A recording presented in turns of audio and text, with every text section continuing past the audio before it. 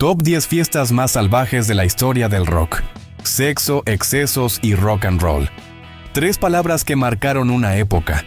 Detrás de los escenarios, las estrellas no solo hacían música, escribían capítulos de locura que hoy parecen imposibles de creer.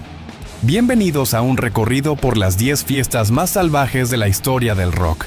En Highway Music sabemos que cada canción tiene una historia, y algunas se escribieron en noches donde las reglas simplemente no existían. Fiestas que empezaron como simples celebraciones y terminaron en leyenda. Hoteles destrozados, encuentros íntimos múltiples, polvos prohibidos circulando como si fueran parte del catering, y excesos que cobraron un precio altísimo. Hoy viajaremos por el lado más descontrolado del rock. Recordaremos esas noches que hicieron temblar hoteles, escandalizaron a la prensa y cimentaron la imagen irreverente de los ídolos más grandes de la música. Así que ponte cómodo, sube el volumen y acompáñanos en esta ruta, porque en Highway Music la carretera del rock nunca se detiene. Número 10. Red Hot Chili Peppers, backstage en Woodstock 94.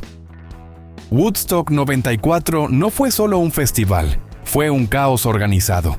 Era el aniversario número 25 del evento original, y aunque se esperaba un ambiente de paz y nostalgia, la realidad fue muy distinta. El barro, la lluvia y las multitudes formaban un escenario que parecía sacado de una película post-apocalíptica, y los Red Hot Chili Peppers llegaron para prenderle fuego. Su show ya había hecho historia antes de comenzar. Aparecieron disfrazados con trajes de bombilla eléctrica, un guiño irreverente a Jimi Hendrix. Pero lo que sucedió tras bambalinas fue aún más legendario. El backstage se transformó en un carnaval privado. Músicos invitados, figuras del festival y amigos de la banda circulaban libremente entre mesas repletas de bebidas exóticas, bandejas de polvos prohibidos y un incesante flujo de energía que parecía no agotarse nunca. Allí no existía la noción del tiempo. Todo era ruido, risas y movimiento. En ese ambiente cargado de electricidad, Flea, el bajista, decidió que la mejor manera de cerrar la noche era romper cualquier barrera, y salió al escenario completamente desnudo frente a decenas de miles de personas, tocando su bajo como si nada más existiera en el mundo. Ese instante quedó como uno de los momentos más icónicos del festival, y una prueba de que para los Red Hot Chili Peppers, el escenario era solo el principio de la fiesta. Un dato curioso: en esa edición de Woodstock, el barro que cubría el público no era solo barro. Semanas después, se reveló que gran parte provenía de desechos de baños químicos desbordados. Sí, muchos de los asistentes bailaron y saltaron cubiertos de algo más que tierra. De aquel pantano eléctrico viajamos a Detroit en 1975, donde Kiss transformó un hotel en su propio templo del exceso. Número 9. Kiss, la fiesta del Hotel Cobo Hall, Detroit, 1975. Kiss acababa de incendiar el escenario del Cobo Hall con un show que parecía imposible de superar. Fuego, pirotecnia, guitarras humeantes y un público que rugía como un estadio entero. Pero la banda tenía claro que la noche recién empezaba. Gene Simmons y Paul Stanley no se fueron a dormir ni se refugiaron en un camerino silencioso. Tomaron una suite entera del Hotel Cobo Hall y la convirtieron en su centro de operaciones para la segunda parte del espectáculo. Una fiesta sin reloj, sin guión y sin reglas. La suite se llenó en minutos. Fans privilegiados, músicos invitados, productores y amigos que llegaron como una marea. Había música en vivo improvisada, brindis interminables y un flujo constante de encuentros íntimos múltiples que se desarrollaban casi en paralelo a la fiesta principal. La decoración sufrió el impacto. Paredes cubiertas de confeti, alfombras impregnadas de champán, y un aroma inconfundible a pólvora que se colaba por cada rincón, recordando la intensidad del concierto que acababa de suceder. El personal del hotel juró que ese olor tardó meses en desaparecer, y que cada vez que limpiaban encontraban nuevos restos de aquella noche. Un dato curioso: Kiss dejó tal huella en el Cobo Hall que, años después, el propio personal del hotel aseguraba que podían saber cuándo la banda regresaba, porque recibían solicitudes de habitaciones lo más alejadas posible de su suite habitual. Y de una suite cubierta de confeti en Detroit, pasamos a una mansión en Los Ángeles, donde Guns N' Roses dejaron su firma de destrucción en 1989. Número 8. Guns N' Roses, la mansión de Los Ángeles. 1989. A finales de los 80, Guns N' Roses estaba en la cima. Appetite for Destruction había roto récords y Axl Rose y Slash vivían como si nada pudiera detenerlos. Para celebrar, alquilaron una mansión en Los Ángeles, y lo que debía ser una noche de fiesta entre amigos, terminó convertida en una verdadera zona de guerra. La casa, una joya de arquitectura californiana, amaneció irreconocible. Las paredes estaban cubiertas de grafitis, muebles hechos pedazos, guitarras y artefactos electrónicos flotando en la piscina como si fueran restos de un naufragio. El jardín fue testigo de escenas surrealistas, carreras improvisadas de autos de lujo por el césped, fogatas en medio del patio y música que no dejó de sonar en ningún momento. La imagen más recordada de esa noche la protagonizó Slash. Terminó dormido bajo la luna angelina, abrazado a una pitón que alguien había traído como invitada especial. Nadie supo exactamente cómo llegó hasta sus brazos, pero todos coinciden en que esa fotografía mental se convirtió en el símbolo de lo que fue esa noche. Peligro, desenfreno y rock en estado puro. La fiesta duró tanto que algunos asistentes juraron haber pasado varios días dentro de la mansión sin ver la luz del sol. Para Guns N' Roses, el tiempo se detuvo aquella noche, y la mansión quedó marcada para siempre como un campo de batalla del rock. Un dato curioso: después de esa fiesta, los dueños de la mansión exigieron un depósito de seguridad tan alto para volver a alquilarla, que durante años quedó inaccesible para la mayoría de celebridades de Hollywood. De la mansión arrasada en Los Ángeles, viajamos a Chicago, donde los Rolling Stones transformaron la mansión Playboy en un segundo escenario de excesos. Número 7. Rolling Stones, las noches en la mansión Playboy. 1972. Los Rolling Stones vivían uno de sus momentos más intensos. Tras lanzar Exile on Main Street, la banda estaba en la cima, pero también perseguida por problemas fiscales que les impedían regresar a Inglaterra. La escala técnica en Chicago se transformó en 3 noches en la mansión de Hugh Hefner, el magnate detrás del imperio Playboy. La mansión era un santuario de excesos. Luces bajas, sillones de terciopelo, esculturas, obras de arte y un desfile interminable de conejitas que recibían personalmente a cada miembro de la banda.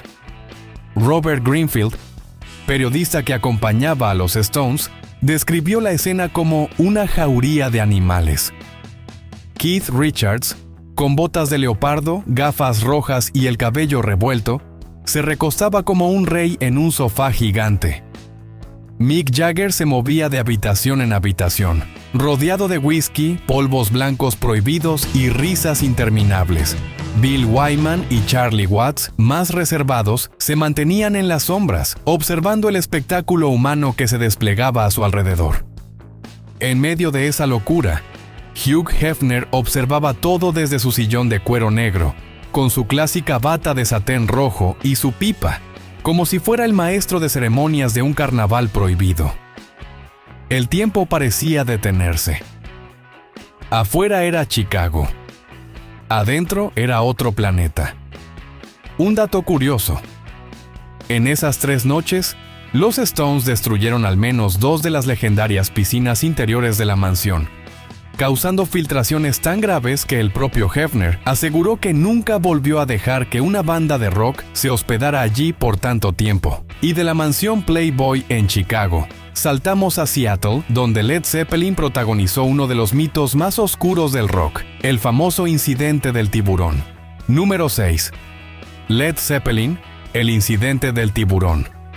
1969. El hotel Edgewater Inn tenía un atractivo único. Desde las habitaciones se podía pescar directamente por la ventana. Los Beatles ya habían estado allí y, como siempre, se habían comportado. Pero cuando llegó Led Zeppelin, la historia fue muy distinta. La versión más repetida asegura que, en medio de una de sus noches más caóticas, los músicos atraparon un tiburón pequeño. Otros dicen que era un pargo, y lo llevaron directamente a su habitación, donde se dice que tenían a una mujer atada a la cama, y el tiburón o pargo se convertiría en un juguete para esa noche. Lo que sucedió después se convirtió en uno de los mitos más turbios de la historia del rock. Rumores de juegos extremos con el animal, testimonios cruzados y hasta supuestas grabaciones que nunca salieron a la luz. El propio Richard Cole, tour manager de la banda, intentó años después bajar el tono, asegurando que no fue un tiburón, sino un pez más pequeño, y que la historia se había exagerado. Pero la mezcla de drogas, alcohol y encuentros íntimos múltiples que rodeaban a Zeppelin en aquella época alimentaron aún más la leyenda. La verdad absoluta nunca se sabrá. Lo que sí quedó claro es que esa noche terminó con peces regados por los pasillos, televisores lanzados desde las ventanas al mar y una reputación que marcó a la banda para siempre. Un dato curioso, Frank Zappa inmortalizó el incidente en su canción The Mud Shark, y hasta hoy el Edgewater Inn recibe visitantes que piden hospedarse en la habitación del tiburón. Aunque el hotel intenta desmentir esa parte de su historia. Y de los mares de Seattle, pasamos a Dinamarca, donde Metallica, en plena juventud, convirtió un hotel en el campo de pruebas de su apodo más temido. Alcohólica. Número 5. Metallica. Alcohólica en Dinamarca. 1984. Metallica estaba en Dinamarca grabando Ride the Lightning. Eran jóvenes, salvajes y tenían más energía de la que cualquier estudio podía contener. Su apodo en esa época, Alcohólica, no era una exageración, era un reflejo exacto de su día a día. Una noche, lo que comenzó como una celebración dentro del hotel se convirtió en un caos absoluto. Botellas que se vaciaban a la velocidad de un solo de guitarra, muebles reducidos a astillas y habitaciones que parecían escenarios de guerra. En total, más de 40 botellas quedaron hechas pedazos en unas pocas horas. Lars Ulrich, baterista y anfitrión local, recordemos que es danés, lideraba la embestida. Entre risas y gritos, la banda decidió jugar con los fusibles del hotel. Resultado: un apagón que dejó a decenas de huéspedes en la oscuridad total. La fiesta, lejos de apagarse, explotó aún más. Linternas, velas improvisadas y un ambiente que parecía sacado de una película de terror, con Metallica como villanos.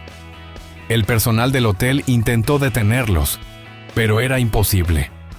James Hetfield y Cliff Burton, desatados, parecían disfrutar más de romper que de descansar. Al final, el hotel entero quedó marcado como el epicentro de uno de los episodios más caóticos de la banda. Un dato curioso: años después, Lars Ulrich admitió en entrevistas que aquella fue la primera vez que temió ser deportado de su propio país, por destrozos que él mismo había liderado. Y de Dinamarca pasamos a Michigan, donde Keith Moon de The Who llevó la palabra fiesta a niveles tan absurdos que terminó vetado de por vida en una cadena de hoteles. Número 4. Keith Moon, Holiday Inn, Michigan, 1977. Keith Moon, baterista de The Who, no era solo un músico, era un terremoto humano. Su fama como uno de los rockeros más impredecibles se forjó en noches como la del 23 de agosto de 1977, cuando su cumpleaños coincidió con una parada en el Holiday Inn de Flint, Michigan. La fiesta empezó como cualquier otra, bebidas por doquier, amigos de la banda y un ambiente festivo, pero cuando Moon estaba presente, lo ordinario nunca duraba mucho. Pronto, la noche se convirtió en una espiral de locura. Un cartucho de dinamita hizo explosión en el baño de su habitación. Un automóvil terminó hundido en la piscina del hotel, y en medio del caos, Moon perdió un diente mientras corría medio desnudo por los pasillos, intentando escapar de la seguridad. Las versiones varían, Algunos aseguran que el diente lo perdió al resbalar y chocar contra una puerta. Otros que fue por lanzarse de cabeza a una piscina vacía. Sea cual sea la verdad, lo único seguro es que la fiesta terminó con $50,000 en daños y un veto de por vida para The Who en todos los Holiday Inn de Estados Unidos. Moon, lejos de arrepentirse, convirtió esa noche en parte de su leyenda. Para él, los hoteles eran simples escenarios donde podía improvisar su propio espectáculo paralelo al de los escenarios. Un dato curioso. El auto que Moon lanzó a la piscina era un Lincoln Continental, aunque él juraba que era un Cadillac. La confusión se convirtió en parte del mito, y hasta hoy se debate cuál de los dos modelos fue el sacrificado aquella noche. Y de la locura teatral de Keith Moon, pasamos a un hombre que convirtió los excesos en parte de su marca personal. El príncipe de las tinieblas, Ozzy Osbourne. Número 3. Ozzy Osbourne, las hormigas y la paloma. Ozzy Osbourne no necesitaba escenario para dejar una huella. Su vida misma era un espectáculo impredecible. Durante la gira junto a Motley Crue en los años 80, los excesos se convirtieron en una competencia silenciosa. Y en una tarde, bajo el sol ardiente de una piscina en Florida, Ozzy decidió demostrar que nadie podía superarlo. El reto era simple: hacer algo tan impactante que quedara grabado para siempre. Ozzy, sin dudar, se arrodilló frente a una fila de hormigas que caminaban en el borde de la piscina y aspiró toda la línea como si fueran polvos blancos prohibidos. Los presentes quedaron paralizados, entre risas nerviosas y un silencio incómodo, pero la escena no terminó allí. Meses después, en una reunión formal tras algunos problemas con ejecutivos de CBS Records, Ozzy liberó 2 palomas blancas como parte de un gesto de paz. En segundos tomó una entre sus manos y la decapitó con los dientes, dejando a todos en shock absoluto. Ese fue el momento en que el mundo entendió por qué lo llamarían para siempre el príncipe de las tinieblas. Ozzy no buscaba espectáculo. Simplemente vivía sin filtros, llevando la provocación al límite en cada instante de su vida. Un dato curioso: tras el incidente de las palomas, CBS pensó en cancelar el contrato de Ozzy. Pero las fotos del suceso se filtraron y generaron tanta publicidad que la disquera decidió convertir el escándalo en parte de la estrategia de marketing. Y si Ozzy fue capaz de sorprender con retos extremos, el siguiente puesto nos lleva a una banda que convirtió cada gira en un campo de batalla de excesos: Motley Crue. Número 2. Motley Crue. La gira Girls, Girls, Girls. 1987. Motley Crue estaba en la cima del hard rock. Su álbum Girls, Girls, Girls no solo era un éxito en las listas, era el espejo de la vida real de la banda. Motos, mujeres, velocidad y excesos sin límites. Durante aquella gira, cada ciudad se convertía en un escenario paralelo, y los hoteles eran simples campos de juego para Tommy Lee, Nikki Sixx y Vince Neil. Habitaciones convertidas en pistas de carreras para motocicletas, pasillos tomados como si fueran autopistas privadas y fiestas donde los encuentros íntimos múltiples eran casi una regla, no una excepción. Tommy Lee llevó la locura más allá. En medio de una madrugada, condujo una Harley Davidson por el pasillo de un hotel, despertando a todos los huéspedes con el rugido del motor. Nikki Sixx, por su parte, era el encargado de elevar las apuestas. ¿Quién podía beber más?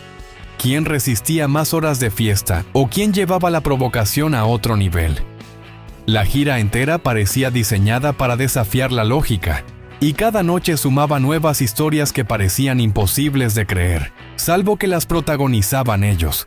El legado de Motley Crue en los 80 no fue solo musical. Fueron el emblema vivo del lema «Vive rápido, muere joven», aunque algunos lograron sobrevivir para contarlo. Dato curioso: durante esa gira, Nikki Sixx sufrió una sobredosis tan severa que oficialmente fue declarado clínicamente muerto por 2 minutos. Un paramédico lo reanimó con 2 inyecciones directas de adrenalina al corazón. Nikki regresó, y esa misma noche volvió a salir de fiesta, y de una Harley rugiendo en los pasillos de un hotel. Llegamos al puesto número 1. la fiesta que muchos consideran la más descontrolada de toda la historia del rock. El legendario Sábado en Sodoma de Queen. Y en el número 1, Queen, Sábado en Sodoma, 1978. Queen había lanzado su disco Jazz y Freddie Mercury quería celebrarlo de una manera que nadie pudiera olvidar. Lo que sucedió en el Fairmont Hotel de Nueva Orleans entró en la historia como una de las noches más salvajes de la música. La fiesta, celebrada un 31 de octubre, fue bautizada como el Sábado en Sodoma. Desde el inicio, el ambiente superó cualquier expectativa. Los invitados eran recibidos por enanos hermafroditas vestidos de meseros que llevaban bandejas repletas de polvos blancos prohibidos sobre sus cabezas. En cada rincón del hotel había un escenario distinto. Habitaciones decoradas como junglas, pantanos o laberintos exóticos. Había peleas teatrales de cuerpos desnudos sobre kilos de carne cruda, bailarinas dentro de jaulas de bambú suspendidas en los techos y magos, contorsionistas y artistas de toda clase que ofrecían espectáculos sin pausa.